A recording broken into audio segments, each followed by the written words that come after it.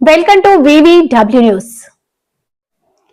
Visakha Gajuwaka Visakha steel plant admin building వద్ద INTUC ఆధ్వర్యంలో ధర్నా. Record స్థాయిలో ఉత్పత్తి చేస్తున్న కార్మికుల యొక్క సమస్యలు సత్వరమే పరిష్కరించాలి. ఉత్పత్తి ఆధారంగా కార్మికులకు జీతాలు చెల్లిస్తున్నామన్నారు. సర్క్యులర్ ని వెంటనే రద్దు చేయాలి. Visakha steel plant admin building వద్ద INTUC ఆధ్వర్యంలో ధర్నా. రికార్డు స్థాయిలో ఉత్పత్తి చేస్తున్న కార్మికుల యొక్క సమస్యలు సత్వరమే పరిష్కరించాలి. ఉత్పత్తి ఆధారంగా కార్మికులకు జీతాలు చెల్లిస్తున్నామన్నారు. సర్క్యులర్ని వెంటనే రద్దు చేయాలి. పెండింగ్ జీతాలు మరియు కార్మికులకు రావాల్సిన ఇతర బకాయిలను వెంటనే చెల్లించాలి. ప్రతి నెల కార్మికులు అందరికీ పూర్తి స్థాయి జీతాలు చెల్లించాలి. పెంచిన కరెంటు ఛార్జింగ్ తగ్గించాలి. తొలగించిన కాంట్రాక్ట్ కార్మికులను మరలా వెంటనే విధుల్లోకి తీసుకోవాలి. ఈ కార్యక్రమంలో INTUC కార్మిక సంఘం నాయకులు మంత్రి రాజశేఖర్, నీలకొండ రామచంద్రరావు, కార్మికులు పాల్గొన్నారు. స్టీల్ ప్లాంట్ ప్రైవేటీకరణ నిర్ణయం వచ్చిన దగ్గర నుంచి కార్మిక వర్గం మీద వేధింపులు జరుగుతున్నాయి. ఆనాటి నుంచి నేటి వరకు కూడా అనేకమైన కార్యక్రమాలు INTUC చేస్తూ ముందుకు పోతుంది. INTUC ఒకటే కాకుండా కార్మిక సంఘాలందరినీ మమేకం చేసి సంఘటితంగా కార్యక్రమాలు చేస్తున్నప్పటికీ యాజమాన్యం తనదయ శైలిలో కేంద్ర ప్రభుత్వ ఆదేశాలు అని చెప్పి మొత్తం కార్మిక వర్గం మీద వేధింపులు అనేవి చాలా ఎక్కువైనాయి. ఈ వేధింపులు ఎప్పటికప్పుడు ఎదుర్కొంటూ ఈ కర్మాగారాన్ని అనేక రకాలైనటువంటి కష్టాలు పడుతున్నా సరే కార్మిక వర్గం సరైన సంఖ్యలో లేకపోయినా ఒక కార్మికుడు నలుగురు తాలూకు బాధ్యతను తీసుకొని ఈ కర్మాగారాన్ని వారు ఏదైతే గవర్నమెంట్ నిర్దేశించిన లక్ష్యాలన్నీ కూడా అధిగమించి బ్రహ్మాండమైనటువంటి ఉత్పత్తి ఇస్తూ ముందుకు సాగుతుంది విశాఖపట్నం స్టీల్ ప్లాంట్.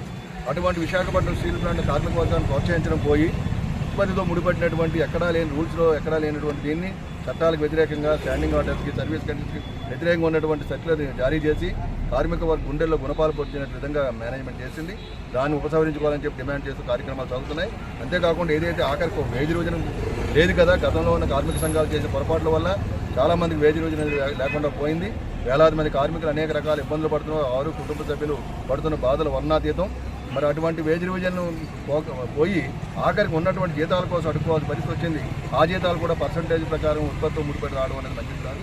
దీని అందువల్లే డైరెక్టర్ ఫైనాన్స్ కొత్తగా వచ్చిన ఎవడే విజయ్ కుమార్ అన్నారు, ఆయన కూడా కలిసి ఉన్న పెండింగ్లో ఉన్న జీతాలన్నీ ఇవ్వాలని, ఇటుపై సకాలంలో జీతాలు చెల్లించాలని, ఈ గ్రాట్యుటీ 20 లక్షల నుంచి 25 లక్షల వరకు సీలింగ్ పెంచారు కాబట్టి ట్రైన్లో ఆల్రెడీ ఇంప్లిమెంట్ చేసి ఇక్కడ చేయండి అని చెప్పాను.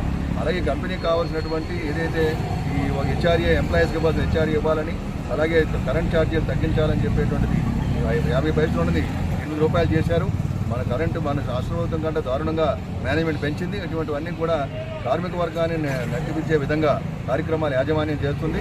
కేంద్ర ప్రభుత్వం పూర్తిగా కార్మికులు గొంతు కోసేయాలని ఆ ఉద్దేశంతోనే చాలామందిని సుమారు 2,000 మందిని VRS పెద్ద బయటకు పంపించారు. 5,000 మంది కాంట్రాక్ట్ కార్మికులను బయట తొలగించేసి వారి జీవితాలతో చెలగాటు పాటే పరిస్థితి తీసుకొచ్చారు. నిర్వాసులకు ఉపాధి లేకుండా అలమటిస్తున్నారు. ఇటువంటి బాధలన్నింటినీ కూడా అధిగమించాలంటే సరైన సమర్థవంతమైనటువంటి యూనియన్ కూడా అవసరం ఉంది.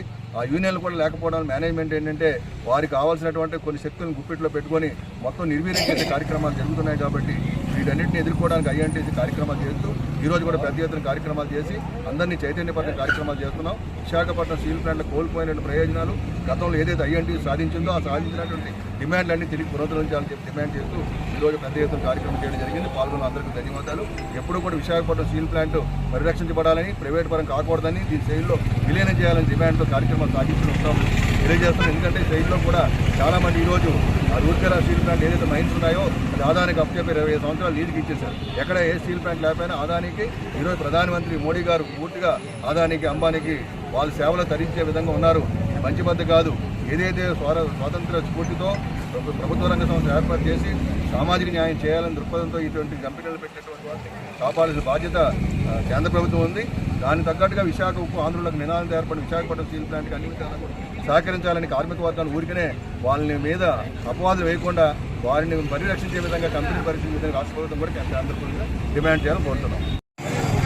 ఎన్నో పోరాటాలతోటి ఎన్నో త్యాగాలతో విశాఖపట్నం స్టీల్ ప్లాంట్ని ఇది కుట్రపూరితంగా అమ్మాలని చెప్పి గత 5 సంవత్సరాలుగా కేంద్ర ప్రభుత్వం కుట్ర పన్నుతుంది. ఆ కుట్రను తిప్పికొడుతూ కార్మిక వర్గం కానీ ఆంధ్ర ప్రజలు కానివ్వండి అన్ని సంఘాలు కలిపి ఉక్కు కార్మికులందరూ పెద్ద ఎత్తున పోరాడుతున్నప్పటికీ దీన్ని అమ్మాలనే ఒక ప్రయత్నంలోనే ఎట్టి బస్సులో దీన్ని పోరాడుతున్నారు.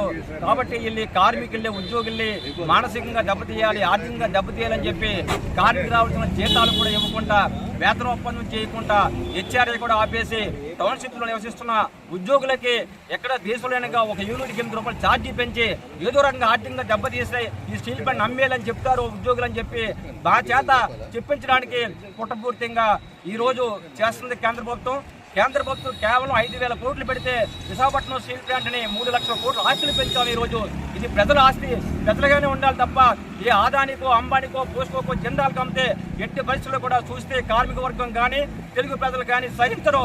ఖచ్చితంగా పోరాడుతాం. కార్మికులు రావాల్సిన బకాయిల జీతాలు చెల్లించాలి, వేతన ఒప్పందం చేయాలి, శైలిలో విలీనం చేయాలి.